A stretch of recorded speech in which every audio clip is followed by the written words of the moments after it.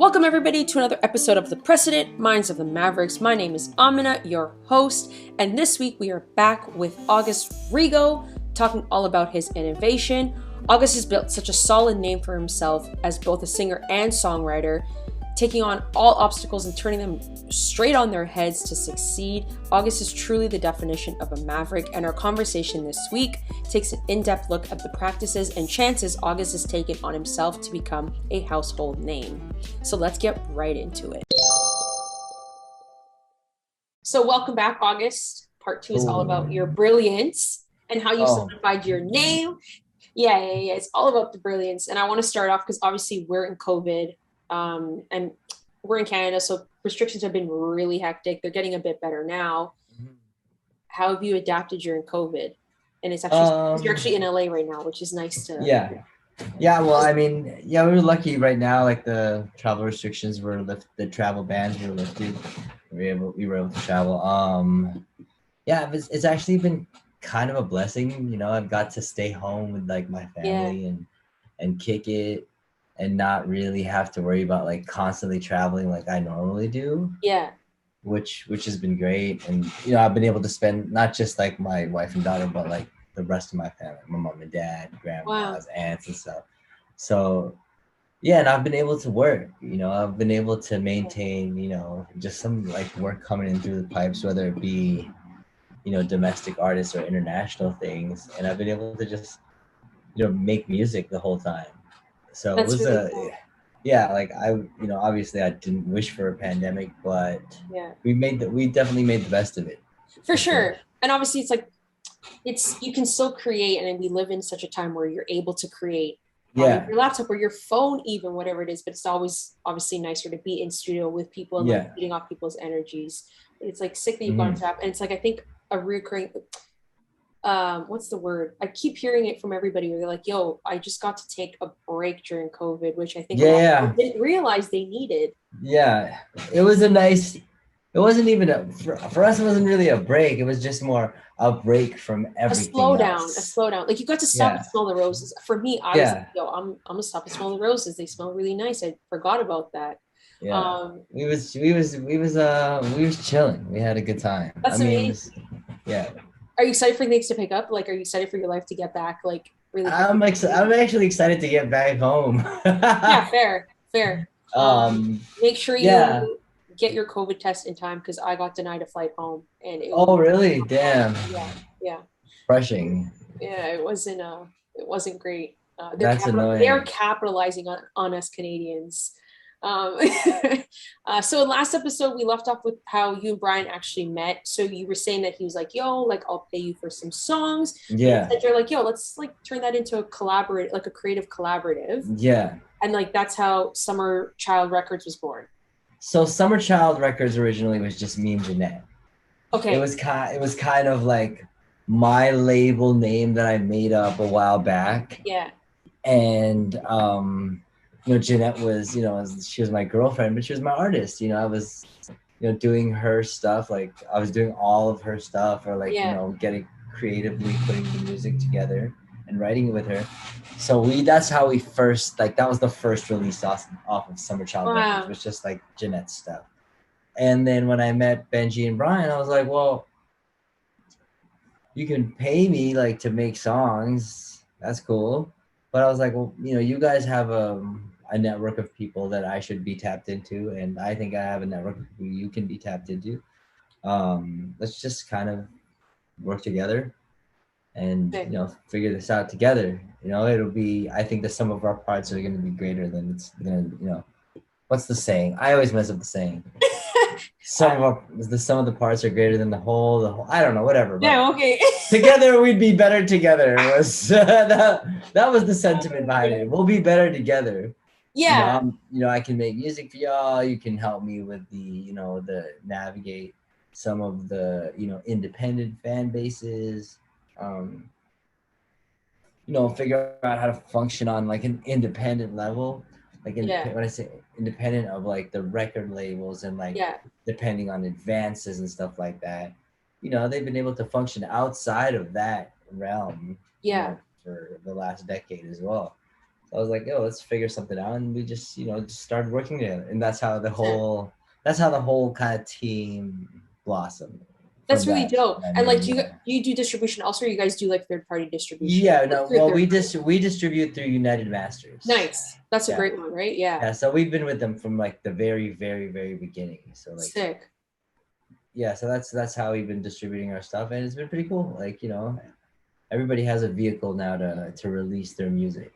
Yeah, and that's like a nice feeling, I'm assuming. I think we're obviously seeing this huge trend of people being like, yo, fuck it, I want to be independent.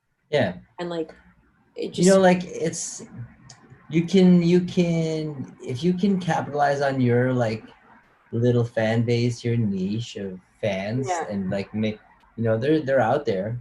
100%. Um, some bigger than others, but if you can capitalize on it and kind of organize yourself right, you don't have to sell a million records like a record, like a Yeah. major artist would have to recoup. You're handling your balances and your checks and balances, and you can kind of make it for nothing if you do it all yourself. Yeah. It's more sweat equity, and then you can now you have the option to distribute the royalty. So when it's become something like decently big, you can take a few thousand here and there and be like, hey, I don't have budget to pay you big producer A, but I could give you the royalties and shit like that. Yeah.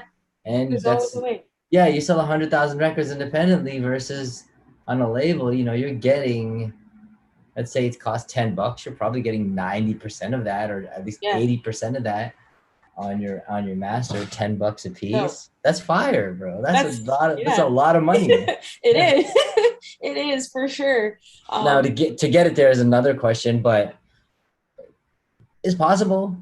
Yeah, and like that's the thing. It's like there's a balance. Like there's obviously pros and cons of both being independent and being with a label. Because like a label, for example, has a whole team behind, like they'll have marketing and distribution and all that shit. Shit. 1 second. Yeah. Sorry, I know you're recording. Yo. What's good? I'm just doing a little podcast joint right now. What's up? Podcast joint? Yeah. A little interview, man. I'm at the stew. I'm at the stew. Who you interviewing with? I'm on Zoom. Oh, you always doing some shit, man. You always getting into something. I'm working, man. You guys coming down? Are you guys done? Yeah, I just got done. Fucking Andrew just got picked up by his brother, so. All right, I'm here, man. I'm here. I'm eating like a cheap. All right, I'll hit you tomorrow, or I'll hit you after I'm done. I bet. Yeah. All right, peace. That's Benji. Oh, that's jokes. That's amazing. That's Benji. Yeah, that's one thing I actually really like about COVID is just that like I feel like people feel more in control of their own time. And like for me, like this podcast isn't to be super strict and be like, yo, fuck that. Like you just have phones. Like I don't give a fuck. Like it's life now. And I appreciate it. So yeah. I was telling last time, like, I have a landline. That shit goes off in episode 2 that I just released. Landline is fucking going off. And I was like, bruh, fucking answer the phone, dad. I want to get back into, so I want to take it back a bit. I want to get into how you got into some of the places you did, because when we spoke last week, last week you literally went in blind. You had some connects, you had some friends here and there. Yeah. You were getting your name out, but like, were there people in the States, for example, who helped you, or like you kind of just like what? So it kind of like, I ended up working under this production company called the Track Masters. Like I was working in their house. I was making beats, writing songs, engineering, and doing, I was like kind of the shit guy, like, know, the everything, the utility dude, the house. Yeah. And then, I don't know, one day I was just like, yo, I gotta go home. Like, this is the tame version of the story, but like, I was like, yo, I gotta go home. I gotta make some money. I've been out here for like a year and a half, and I was writing a song a day, sending songs out. I was going, like, I was really learning because I was in this house and there was tons of amazing producers in there. And when I got there, I was like, oh shit, my stuff is not that good. I am like, I was like, oh, okay. If this is how my stuff is being looked at, I was like, it definitely is not this level, but if I'm here, then I'm here. Okay, I'm here for a reason. I can I know, maybe it's because I know that my shit can be better. And, I was able to listen to these, other producers, other songwriters and be like, okay, there's like a level up from where I'm functioning right now. I Hold on. Wow. can, yeah, it's K-Town. Like, I was like, oh, I can really take this up another notch. Like, I thought it was nice. And then all of a sudden I'm like, oh, I'm not that good. But I was like, oh, but this is better. Like, that's a Yeah. refreshing, that was a really refreshing feeling. Like, oh Wait, shit. sorry, hold on. So you're saying like you listen, like you kind of like I'm going home, you listen to your shit, and then you listen to other people's stuff, and you're like, oh, what the fuck? Like, No, what was like I thinking here? I listened to their songs. I was like, oh, their shit is fire. Like production wise or like Yeah, writing wise? production Okay. wise, saw some of the, and then the songs, like the different, because there's always like a group of producers, and then there was a bunch of top liners, right? Like, Yeah. we're like the people that come in and write a song for you, and we out. So there's a bunch of different top liners, and they were like all good. I was like, oh, these are fire. Like, one of the songs that I heard was from like Neo Road. I was like, oh my god, what is this? Like, these are fucking joint. Oh no, wait, it wasn't Neo. I don't know who it was, but they were like, yo, these are fucking joints. Okay, Like, I want to ask you though, like, how do you decide if it's like really like unless it like really sounds bad? Because like the it's amount of just like want to preference. be like yeah, fair, No, right? It is preference, but it's it's also just self preference, awareness too, right? right? On the other side, it's like Yeah, okay, I guess, but for me, it's strictly preference. Oh, I like this. It had nothing to do with a genre thing, but it was definitely more on the urban R&B hip hop side of things. yeah. But that was what I was into, or what I'm, usually into. So I was like, when I heard it, it was just right in the pocket of like, oh, this is what I have to be doing to get to the next Oh, level. interesting. I Okay. need to be I need to be here. Like, I was good. I was cool. I could put together a song, but there was like, I really like that kind of place helped me level up. So I just kept working on it. Like, it was like, oh, you have to work. Like, there's some real fucking room for improvement here, bro. Yeah. That's So you better get your shit together. But amazing. yeah, so You yeah, go, so that okay, you figure it out, you go home, and I then go home crazy. So this is how it happened. And I just talked to him about this, but so I went home and there was this DJ DJ Stylus Awards, and okay. this rapper Road Dollar came to me and he introduced me to this guy named Boy Wonder. Oh And wow. he was like, yo, August, Boy Wonder, August did a cover on Best I Ever Had, blah blah blah. That was it. And Wonder was like, Wow. yo, let's can I come to your house and write a song? So I was like, yeah. So we write a song. He goes to New York and does, his deal, or his first deal, and he had a song of mine, and that's kind of how the Shut like up. Sony was like made aware of like my existence. My deal Yeah. eventually ended up at Sony, but that's how like that first awareness Yeah. in that light came to be.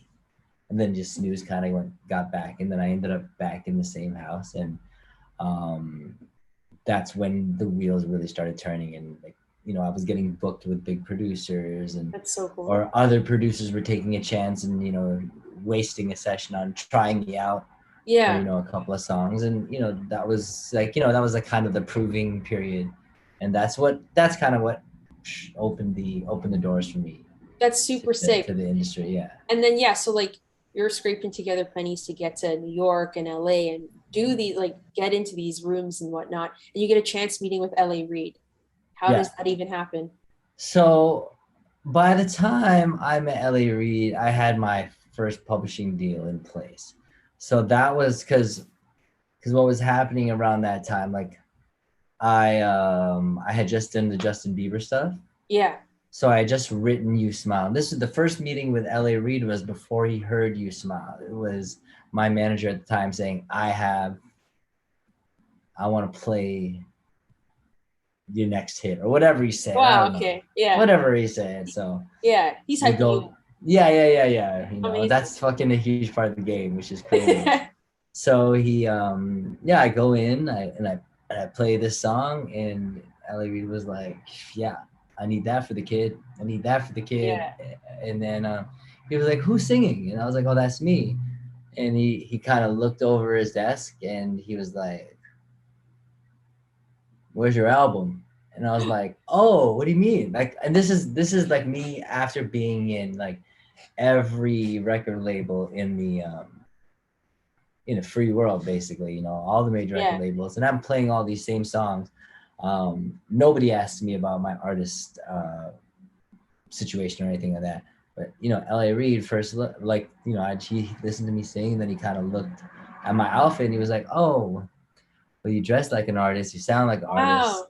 Let me hear your album." So I played him a song, and then he actually made me showcase right there. So no way. Yeah, like he brought his it was cool. It was just like you'd think it would happen in like a movie.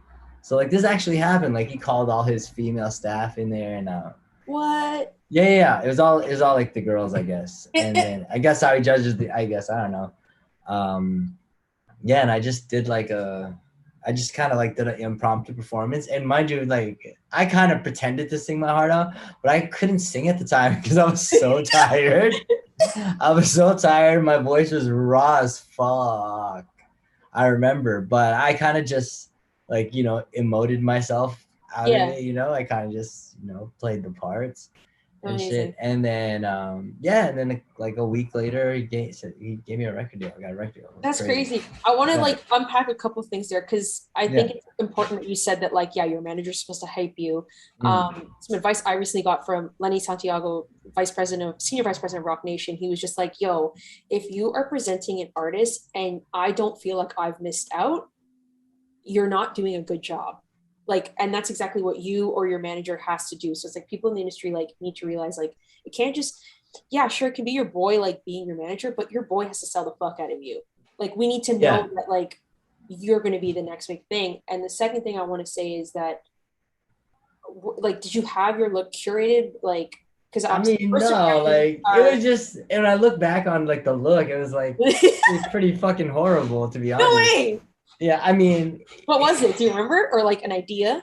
It was over the top. I was going for I always went for fucking it's just a little over the top. I always had this vision of this artist, this artist who was fucking leather jackets with rivets, fucking big ass feather, a foot long feather earring.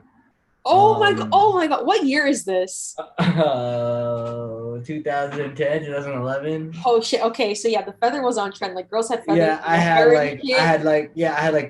painted nails and shit. Wow! Did you have the little Louis Vuitton coin pouch and the fucking squirrel tail, or whatever the tail was? Oh yeah, I had that once in a while. Once in a while I rocked that. But I was more about rings and bracelets. I always had 5 bracelets on. Amazing. The little beaded ones, or yeah, beaded ones, leather, leather bands of sorts. But that was of the time. So it's okay, maybe when you look back, it's oh shit. But back then, that was the shit. Yeah, I guess. I mean, I don't know. This is a little, when I have whoa, bro, that's a lot. You have a lot on there. Oh my god. But that was my strategy. It was overtly oh yeah, I am an artist. Yeah. A fucking half my head was shaved with a mohawk. Oh, it's my crazy. god. Well, crazy. Amazing. It's you're literally screaming 2010s right now with everything you've just said. And it's amazing. It's amazing. I think that was cool for the time. It was cool. I guess. Yeah, it's cool. Yeah. The mindset was in the right place though. Yeah, 100%. That guy was fucking locked in. That guy was locked the fuck in. He was ready to fucking roll. Yeah. Oh my god. I step out the room ooh yeah, let's go. We're ready for the day. 100%. So okay. So you've been signed to LA. You got signed to LA Reid, and after that, you've gotten into so many cool ventures. One which I was super fucking surprised about. You were a vocal coach on America's Got Talent. Yeah. How the fuck does that even happen? You're so talented, they enlist you to help with talent. Again, okay, so I'm not trying to downgrade myself, but yes, I do have that ability. And there's a lot of, I say that to say there's a lot of people that with that ability. um, I had just happened to be working in that circle. In like I was working in London a lot on these new X Factor groups. You know, like I was in that circuit of like, oh, let's write a song for the next American Idol person, you know, and I was one of the people that was in at the head of the label that was in charge of the reality TV side of things. Yeah. I had done a couple of songs for when he was in A&R somewhere else, and it was a relationship thing. Like it was a relationship thing. So yeah, I just happened to have that ability. You know, yeah, I could definitely vocal coach these kids. Absolutely. Like, I can definitely do that. You know. So yeah, but again, that was also a relationship that, you know, like it's a weird opportunity, right? So like, how the hell do you get that? So I was like, wait, what? Did I read that right? Because like to me, that's just so random. Like it was a very interesting look into like, and it's not as deep, it's probably even deeper now, but like into reality television and how the producers interact with the, you know, the talent, and how you're kind of pushed a certain direction. You know, it's crazy. I've definitely heard that before. There was someone, like a girl from like the city I'm in, and like something about like how like the way they edited her her time on TV, like I think it was like Simon Cowell or something. She was like, this is really bad, but they were like, no, they told me to sing this. She came out after being like, they told me to sing like I didn't get like too much TV time. Like I was mostly, but I spent a lot of time with the artists, like working on the weekends, like tightening up their songs, because, you know, that was like the job. So that's super dope. Like I think that's just and I was like the coach. I'd be like, you know, the day before like show day, like, you know, I'd be like, I mean, I'd be there in the dressing room before the performance. Like, hey, you want to warm up a little bit? We do a little warm up. And okay. I got 3 guys singing today. You know, I usually had like 1 or 2 every show, every taping. Yeah. So I'd come and then, you know, rehearse them up. Okay, you ready? Then I go to the balcony and I just watch them. It was cool. It was cool. It was like, how long did you do that for? It was only 1 season. Nice. I did it for 1 season, and then but it was cool. It was a good experience. So. That's dope. Yeah, and then like so I'm like going through like who August Rigo is and what he does, and then next thing I see, like after fucking America's Got Talent, it's like you're the executive producer on Music Soul Child's album. Oh yeah, that was that was awesome. That was like, because it was like more of, it wasn't like me. It sounds a lot more glamorous than it is. Like, it wasn't like I got to sit with music and we were like fucking knee deep into creating this album, you know, whatever. I had done a couple of songs for him previously. And at the end of the cycle, I guess when they were almost done the album, they were like, we need more songs. So they were like, can you come in and we have the beats, that music, like, can you come and just write some demos for him, and, you know, put some songs down. So I went in and I did like, I don't know, 4 or 5 songs in that week. And then I just happened to have so much real estate on the album that, you know, I was able to kind of curve the sound of, I guess, sonic of that album. And it warranted an executive producer credit because I had so many songs on That's still fucking sick, yo. Like, what the fuck? I guess that's what was negotiated. But yeah, no, I mean, it was. Did you negotiate that yourself?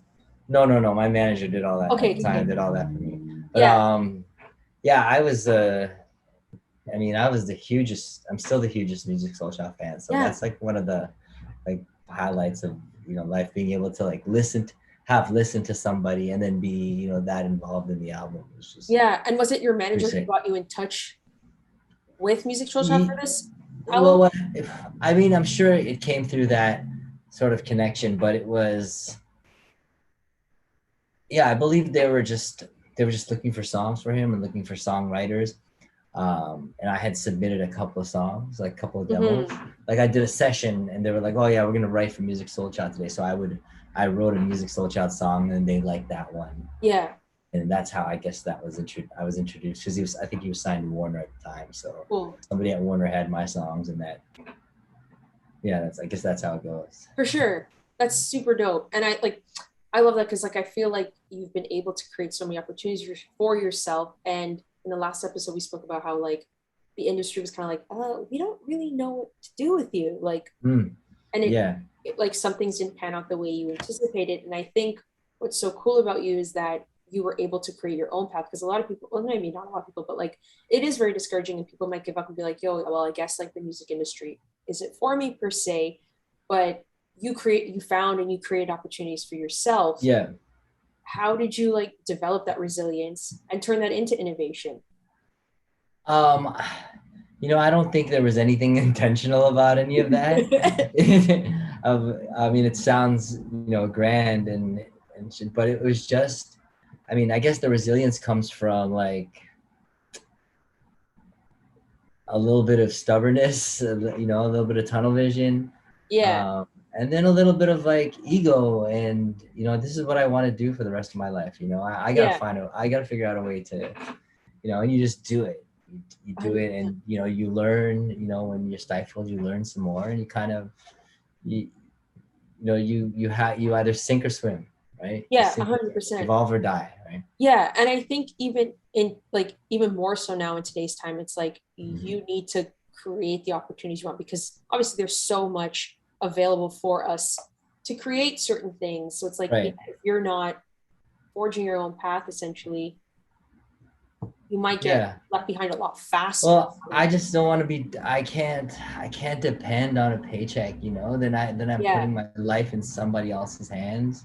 for sure. Um, and it works for most, but I've never developed that side of myself. I've been Yeah. working like this all my life, so it's hard to like kind of, yeah. It's also the stubbornness of change. He's like, this is what I do, and I love it. So, Yeah. And I think that's sick. Like I think that's sick also because mhm. it is annoying if like I know I've not necessarily with corporate, but like I've not fared well in the office. I've just Yeah, been, this is kind of lame. Like I don't like this. yeah, and it's all it's all relative, right? Like we're not all the same. Like we're Yeah, different people. Some people need, want, fall. I don't know, whatever their choice would be due to, or there's circumstances they do that. Some people that's it's cool and that's all they absolutely. want, and that's Yeah, it. and there's And nothing wrong with that. some people can't fit into that, in the same way like some people can't fit into what we do. 100%. It's just fucking, it's just different, right? Yeah, yeah, and I think that's another thing too. It's like we need to stop glamorizing that everybody needs to be an entrepreneur and like doing their own thing because it's like it's not for everybody. A 9 to 5 isn't problematic at all. Like it Yeah, works for some people, and that's absolutely fine. It's just how you value yourself and how what you want for right. yourself.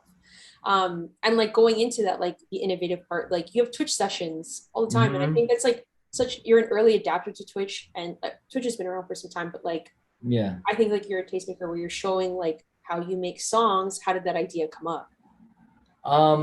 So my boy Benji was able to, pardon me, was able to link me up with, a Twitch partnership, and Sweet.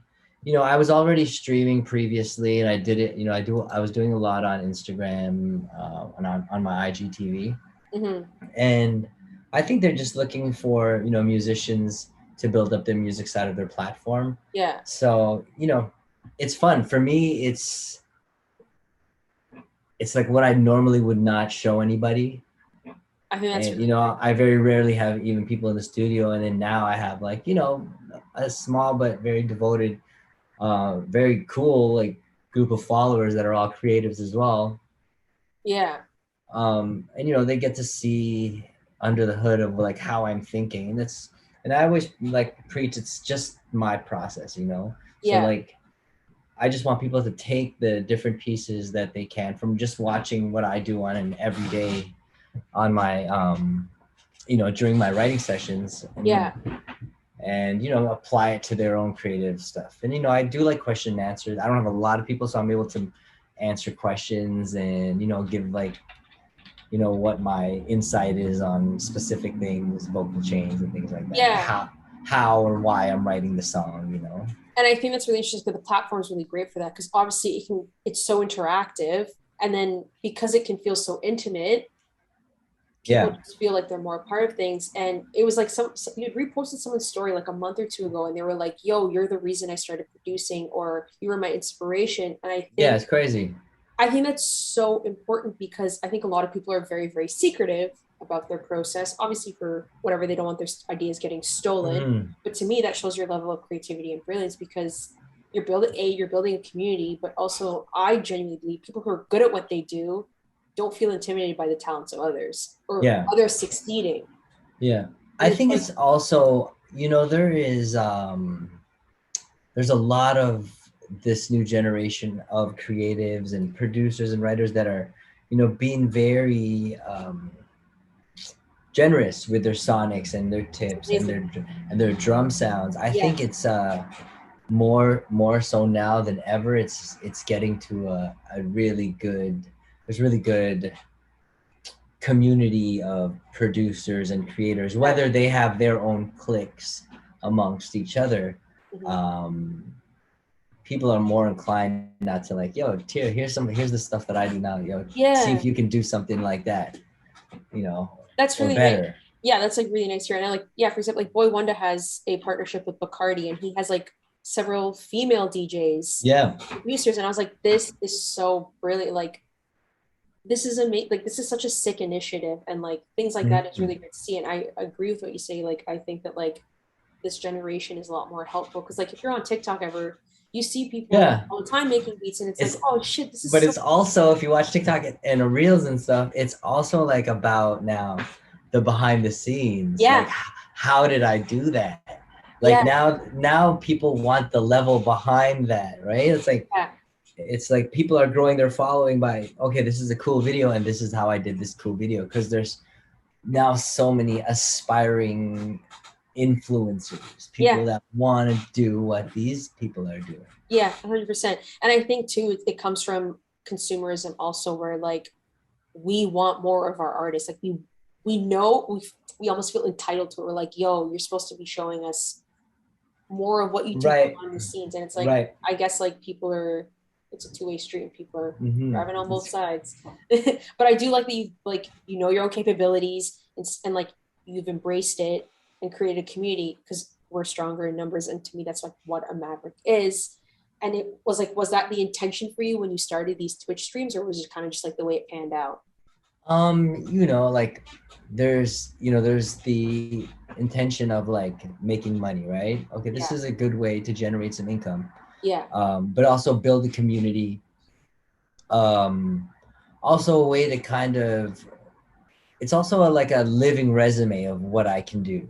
sweet. If somebody wants to see, somebody says, oh yeah, that kid August, he's dope, you should check him out. If they're so inclined, they can just, pop into a Twitch session and be like, yo, let me see what he does. Yeah, And on any given session, you can see what I do, like, whether I'm writing or producing or mixing or, whatever. yeah, So you can kind of catch a vibe for what I I do there. So, that's, again, like, that's another reason it's a living resume. And, it's a place for me to create with other, yeah, in like my own space, but yeah. also I'm able to trade energies with, That's other amazing. creatives, so yeah, it's a bunch Yeah, of stuff. It's a bunch of stuff. that's super cool. Yeah. Yeah. And I feel like you're so respected by your peers and the industry. Talk to us about how you created the brand August. Because I think there's a lot of like, I don't even know what I'm trying to, it's a lot of you and building relationships and good energy. Mhm. Um, in terms of like, to be honest, it's funny you were saying, you said something about yeah, when they were like, we don't really know what to do with you, right? Yeah. And in thinking about it, I'm like, yeah, you know what? I can't be mad because I don't even know what to do with me half the Yeah. time, right? But I'm willing to take a shot to try them all out, to try out all the different ways I can do Yeah. it. Um, How do you try out okay, I want to say though, how do you try out all the ways without getting lost in the sauce essentially? Because I've seen some artists who like, they're like, yo, like I can do whatever, but in actuality, it's kind of just messy.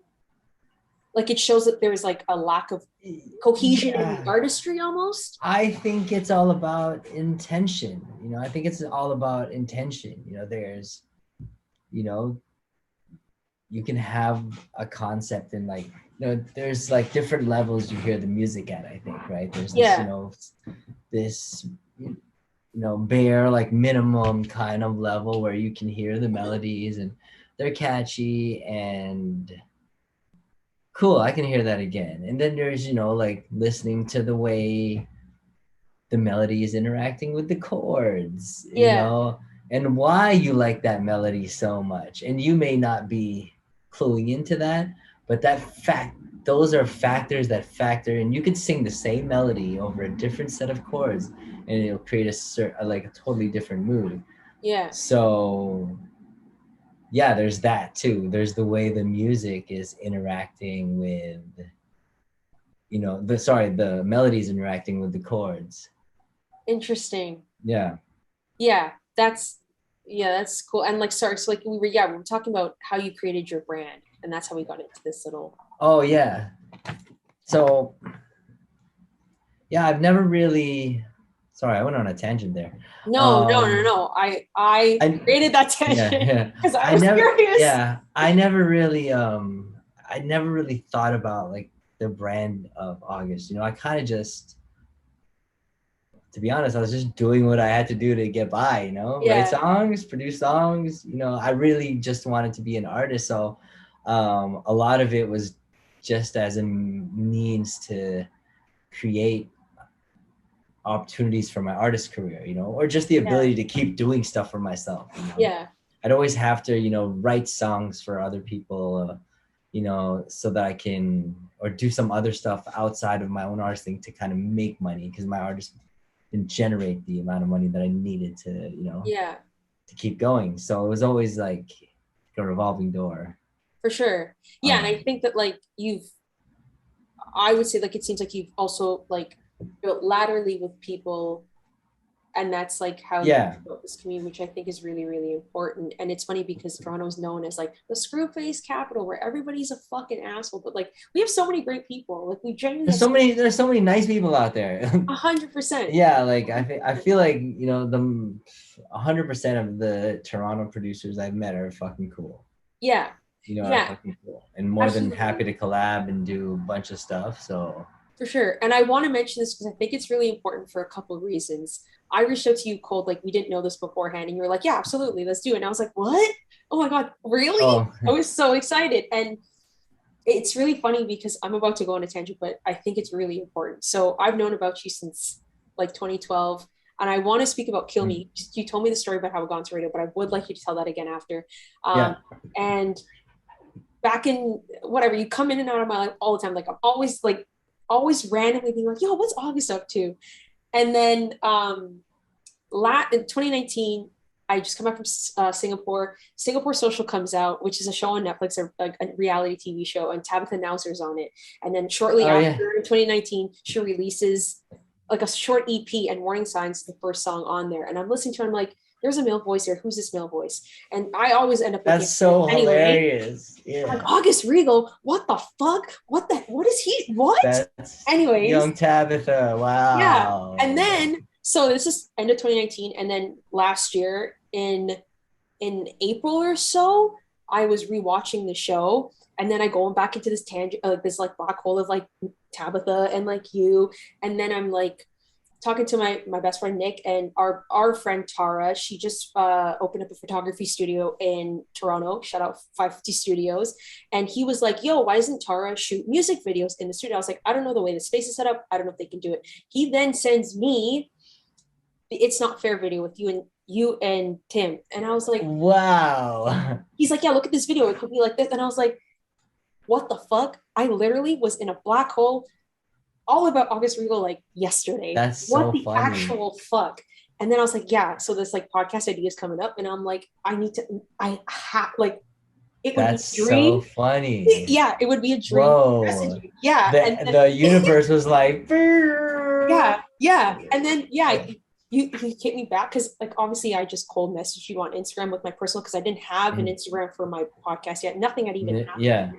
and you were I was so surprised. Like I was just like, oh my God, what? And you were I so nice about mean, it. You're yeah, like, of here's my course. number, here's my email, let's do this. And I was like, oh my God, what? And so I'm saying this because it shows that like you pay it forward, you create opportunities for other people, which is really important because like you were like when we initially spoke in last episode, you were like, yo, I've been through a lot of shit. I would love to chop it up and like let other people know kind of what to expect, which I Yeah, think is great. And it also shows how much of a mark you've made on the game. Your name is fucking everywhere. And I think that's it's so fucking fucking cool. hilarious. I That's love it. Like I hilarious. was like, yo, this is fucking sick. Like this is it was just one of those moments and I was like, this is like too eerie. That's so funny. Well, you know what? Your message was very professional. It was Oh, thank it you. was sent out very nice. I was like, yo, this is legit. This is cool. Like she seems whatever she's doing, it seems pretty organized, so I'll do it. Sure, why That's not? so funny. It's so funny Yeah. because I'm always like grappling. I'm like, yo, this isn't good. Like my, I think I'm a horrible writer. Like I can speak to people really well. I'm a great Mhm. conversationalist, but I'm always in my head about writing things. Like it takes me Yeah. like days sometimes to write like a small message, and then I get my best friend who's like a professor. I'm like, yo, can you edit Mhm. this? Because I don't think this makes sense. And he's like, Yeah. this is fine. And it's so funny that you say You know that. what? Also, I think I figured you were from Toronto as well, and I was like, oh yeah, yeah, yeah, hell yeah, let's get it, let's get it. That's amazing. It's so funny because I'm I always mean, like, I'm hard on myself because I'm just like, yeah. I think I'm an idiot. People are so professional. They're gonna think like, oh my God, she's just like this child who's like doing that. And I'm like, wow, like that's really nice to hear. Thank you so much. Like, I'm always fucking down, man. I'm always. yeah. It's great. Yeah, I just want to get into the subject because I think it's super cool. Get into how Kill Me got on the radio. So that song was like my first indie release, like in terms of like when I say indie, like nobody, just kind of like putting it out for people to see, to hear, and then like telling, hey man, I have a song out. If you want to run it, here's the song, you know. And my friend Jester, God bless him, he was working at G98.7, Nice. so he played it, and that's how like 93.5. So Justin hit me and he was like, can I play this? And I was like, sure. I was at the time living in New York. So, and I was transitioning from moving to New York to LA. So I was kind of caught up in this songwriter thing. I didn't know that the song was busting down there. Like I didn't know that the song was playing a lot. And when I came back, people were like, yo, even T-Rex was like, yo, that's you? And Wow. yeah, I didn't like it's like a, not that I regret anything, but it's my one regret that like I didn't spend, that was a time where I could have just said, yo, I'm gonna go back to Toronto and chill out.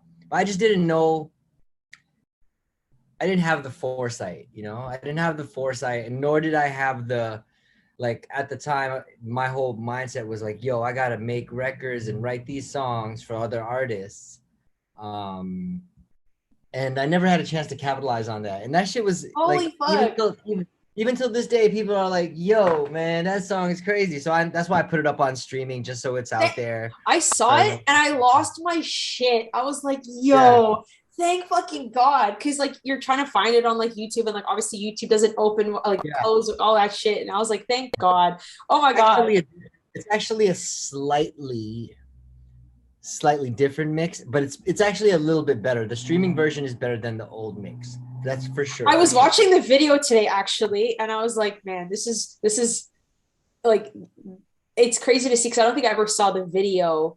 Oh yeah. I was like watching, I was like, oh shit, this is from 2012. Holy fuck, like this is 2012, and I can't believe because it doesn't like sound like that. Like I don't know, I love that song.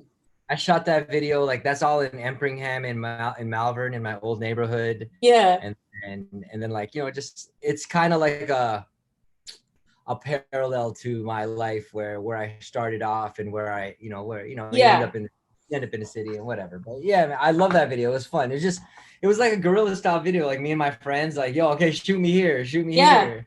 Here. But, and that's the best stuff where it's like you don't have to think about it. Yeah, like, that's how it got on radio anyways. Yeah, it's so interesting how like songs get on radio. There's Vice does this like little mini series of like how songs became big, and one of them was on "It Wasn't Me" by Shaggy, and like the label was like, "Yo, fuck this! Like we're dropping this. It's not happening." And some DJ in Hawaii, downloaded it off Napster, started playing it all the time, and that's how the song became big. Yeah. Like, it's crazy how things happen like that. You never know. Like my Yeah. boys, they had this song, that they're Canadian now. Why you gotta be so rude? Oh my God. Someone sent me that song the other day and I was like, yo, I used to play that song. I worked at Yo, those are, Mobile. they're all, first off, they're Yes, all Canadian. 100%. Mark is actually from Mississauga, the guitar player. Shut up. Yeah, he's from Mississauga. Nasri, the lead singer, me and him used to be really good friends back in the day. We used to do like bar gigs together.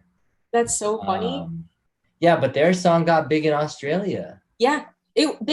I'm pretty sure they went to Trinidad, or at least that song was big in Trinidad. And I was like, my cousin was telling me about it. And I was like, how the fuck do you guys know this song? Like, that's so random. I mean, yeah, you know what? It's a sick song. Like, that's one of those perfect songs. I literally love that song. So at the time when that song came out, I worked at Public Mobile, which is this like crappy fucking cell phone store in a kiosk. And I used to play that 24/7. Like, I wouldn't give that song a break.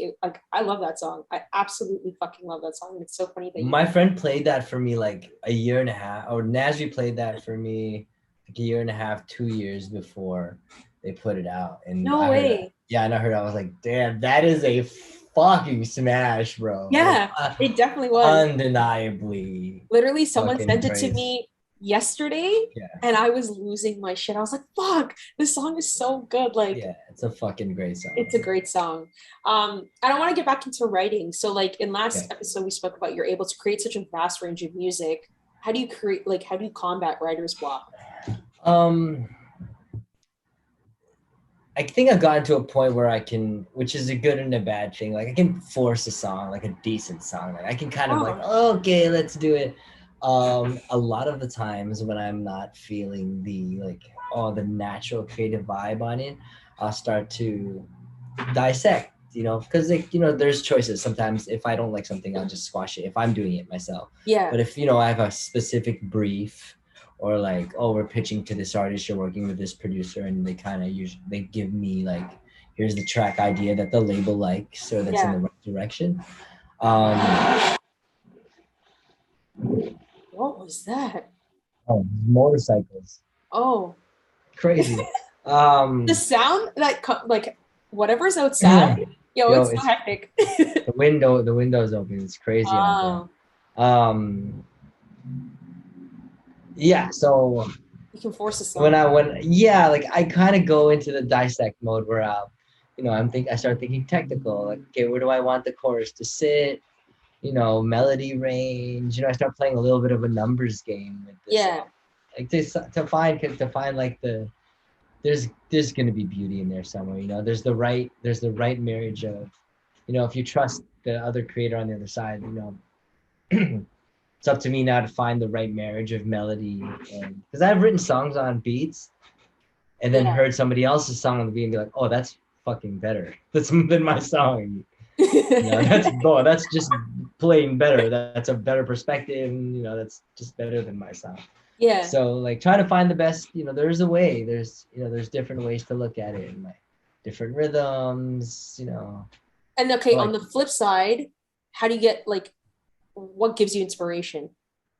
Sometimes a great song, like hearing a great song, and not necessarily stealing the song, but stealing the energy that the song gave you, how did it make you? It's kind of writing into that feeling that it gave you. I guess the feeling of loss? Is it the feeling of happiness? And then there's also weird, like geeky things that excite me is like song structure. Like, oh wow, they put that there. Okay, all right, I like that. Oh, I don't know what you did there. I'm gonna do that. There's like, taking pieces like that. Oh, you brought the chorus back after this. Okay, that's good. That's true. So like that stuff really excites me. And then like personal experience. If when you're going through something, that's probably the best inspiration for anything. It's a little bit self-deprecating, but at times, right? Because when you're fucking in the shits and you do something wrong, sometimes as a creator, you think you milk that feeling for all it's worth. If you're smart. That's interesting because it's like almost like I feel like it's something that normal, like non-artists don't do, where it's just like Yeah. you embrace everything you're feeling and actually work through it. Yeah, Like the average I person, think like I it's don't do yeah. that shit. Like they're I think it's helpful and therapeutic to kind of put it out there and 100%. listen, and then listen back to him and be like, damn, you're fucking dramatic, bro. Get over yourself. Like, I mean, it's get over yourself, bro. Like but that's it's like how it's self it creates self-awareness, right? Because like yeah. someone like myself, I'm like Yeah. fucking sweeping it under the Yeah. rug. The fucking bump under the rug is Mhm. massive. Like Yeah. So here's the punch on that, right? Like it's the ones that when you listen to them, they transform you back there. You know, sometimes you listen to the stuff and you're like, yeah, oh yeah, you know what? I'm too into that. And you write those overly fucking gratuitous whatever songs that kind of like every single feeling spewed out like word vomit. And yeah, you'd write a ton of those ones until you kind of find this median where it's like that's the feeling. yeah, You don't have to say so much to convey the feeling. You know, you're able to compress the thoughts of like, you know, 3 thoughts into one feeling, and that's kind of where you start to get those type of songs that kind of live forever. yeah.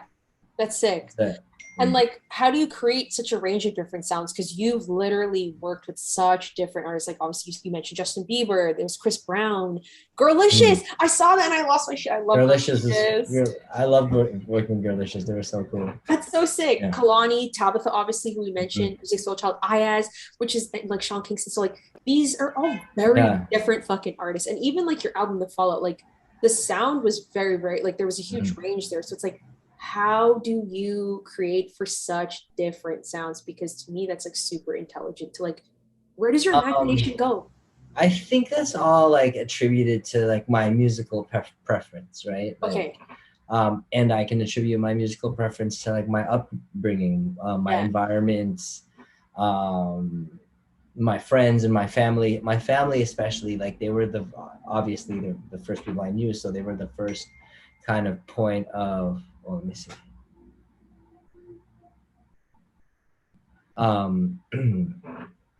Sorry, I'm just trying to get my parking information.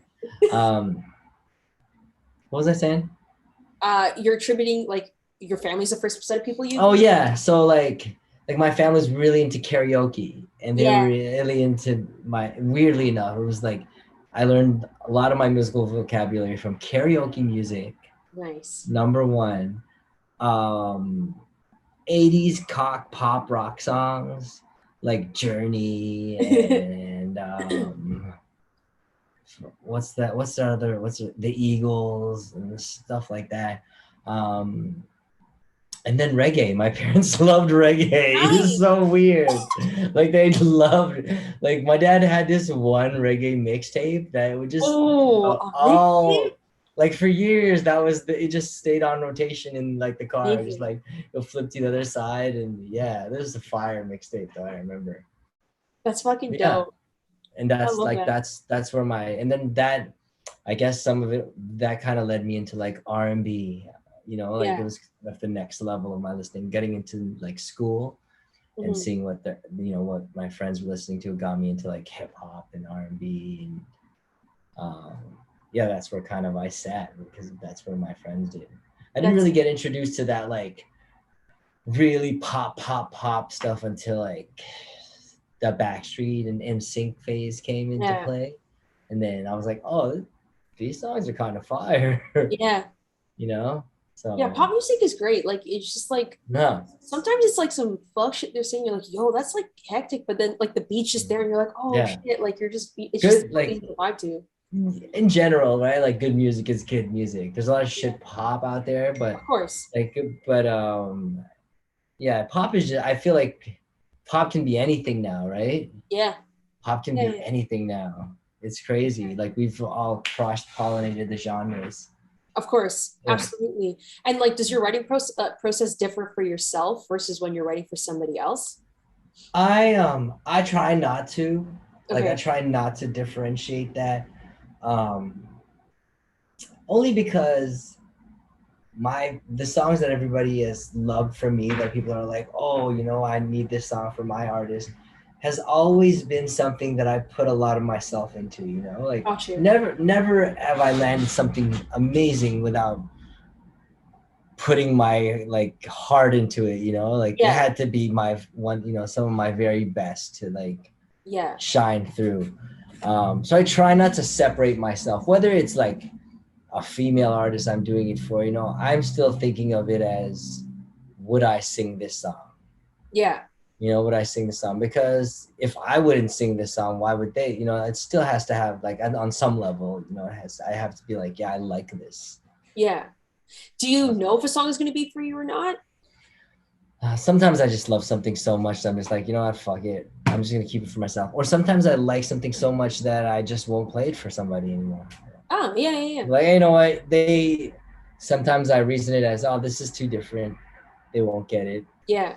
But I'm not gonna lie, like, you know, songs that I've wanted for myself, like that have intended for myself, like when the opportunity for like somebody big comes up and like, oh, they can see if they like it. And if they like it, you know, then we can cross that bridge Yeah. when I get there. Because like, you know, those are my best songs. And if I'm gonna shop it to like, you know, some of these are like the best artists, I should put my best foot forward, I guess. Yeah, for sure. And like, I think this was interesting because how have you adapted to the streaming market? Because like the average song is now under Mm. 3 minutes. How do you tell a Yeah. coherent story in a short, like that amount of time?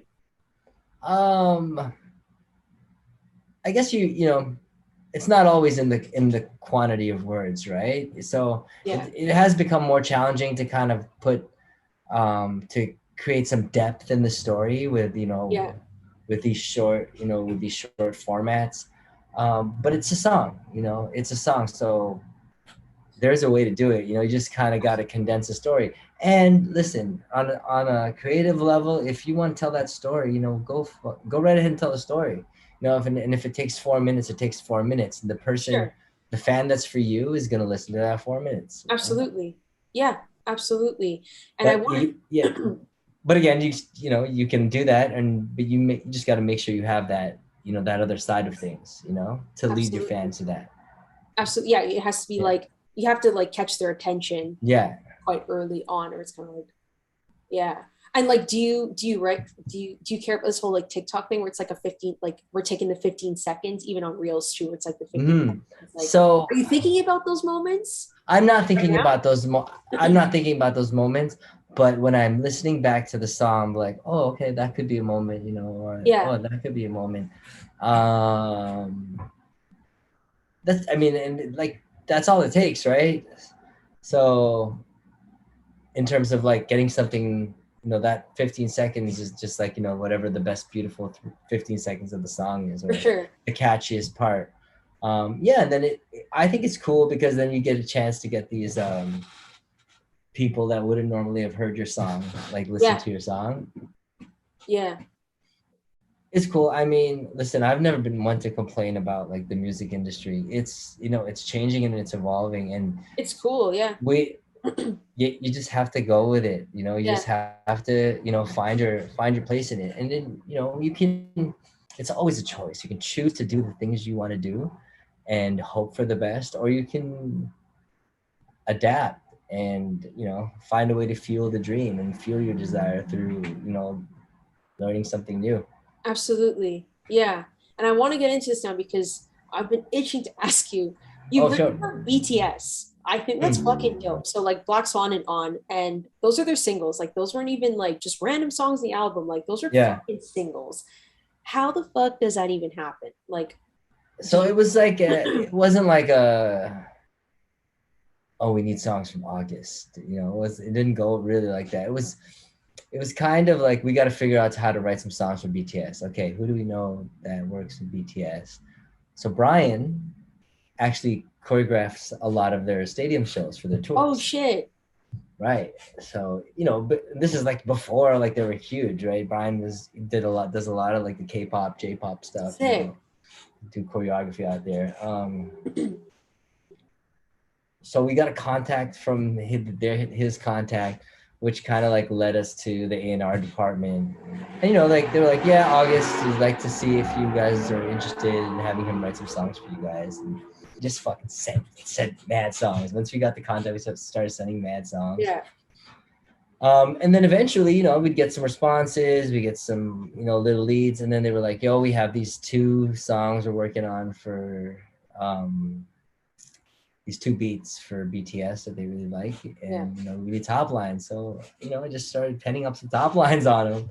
And then, you know, I did one with my boy Vince, and then the other one was done with a couple of like they were all done with a bunch of people remotely. So what would happen is I would get the song at the end, it would have like one person's pre-chorus, half of my verse, half of my chorus, my bridge, and or somebody else's second half verse, you know. So I had to sing it all over to kind of like make it sound like one song.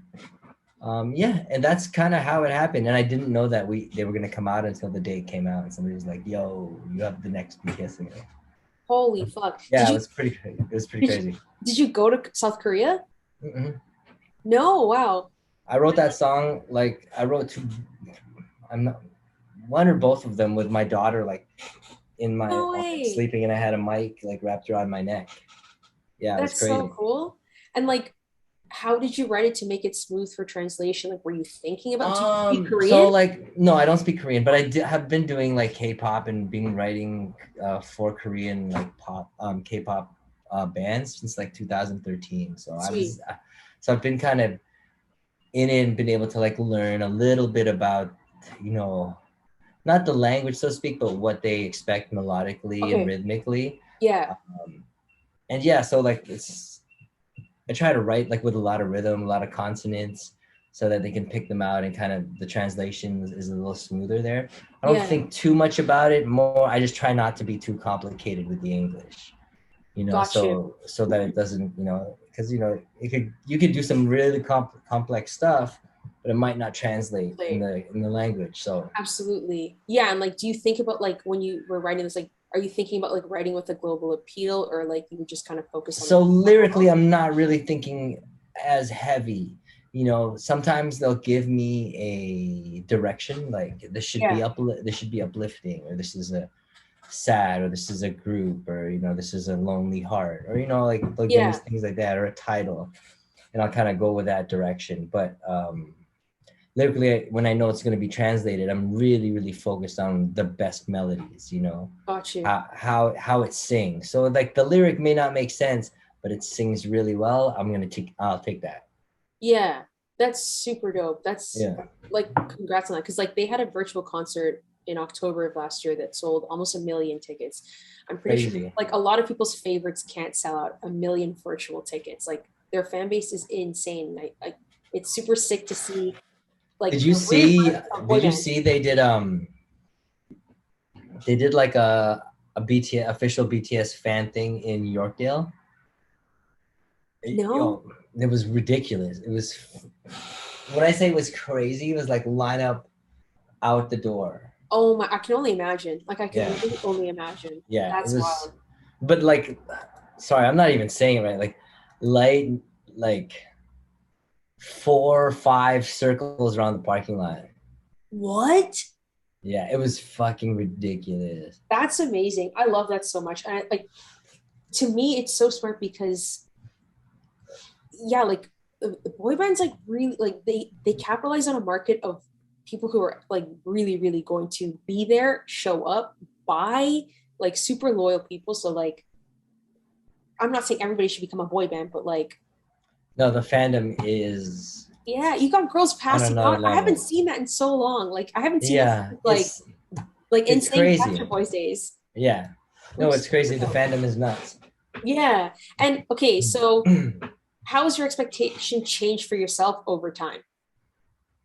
I don't know, a lot, a little. You know, I still expect. I think I actually expect a lot more from myself than I do like right now than I did back then. Yeah. I think that comes from a bit of self-awareness. I was, you know, young and like ignorant, you know, and a little bit egotistical, but that confidence propelled me to where I needed to get to, you know, to become this person, which I'm, very happy with, but I'm always still learning. Yeah. I'm always still learning, but at least I know that I'm still learning. I'm in that phase, Absolutely. I guess. As an artist, like I always wanted to be like Michael Jackson. I always wanted that, and then I realized, okay, maybe Michael Jackson is not for me. But I think I'm being, just being able to like live and create this catalog and have an outlet to put it out now myself is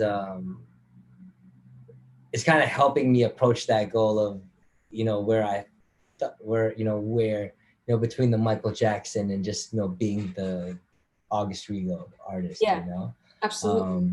I'm figuring that it's like, at least you can put out these records and let the world hear your stuff and see how it goes. Absolutely. It's a little bit of a nomad plan, but I see. I feel like it seems to be working for you. I mean, like I'm just doing what I do, like making music, putting the content out, and seeing if the creativity can, like, if I can ride the wave of creativity. That's sick. And like, how are you balancing life? Because you have a beautiful family. Like your daughter just turned 1. That's like Two. She turned 2. Oh shit! Congrats! Oh my god, that's crazy. Crazy. Like I'm sure that like, how are you finding time to do music and like obviously be there and be present in these moments?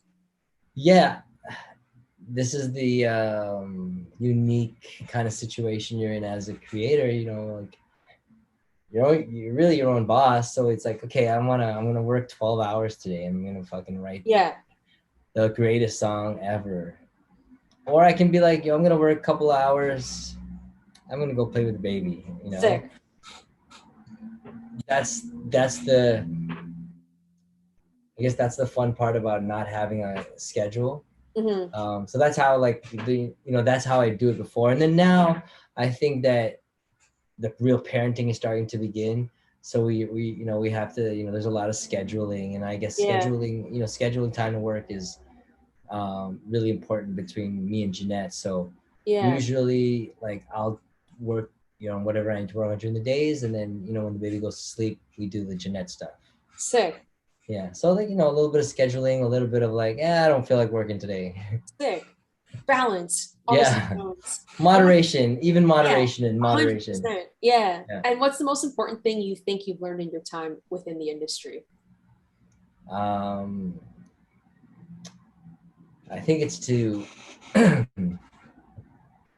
don't depend on anybody else but yourself. I like that one. I like that one a lot, because we spoke a lot about expectations and like. Yeah, I feel like you should take accountability for all the dumb shit or smart shit you do, and it's nobody's fault. Why you're broke. You have to kind of figure it out. Yeah. No one's coming to save you. It's just you. No matter what. No matter what. So you have to, make sure you cover yourself. Yeah. And I like to end every episode with a little celebration. I think we could all celebrate yourself. Let us know a humble brag, my friend. Something you're proud of. Oh, a humble brag.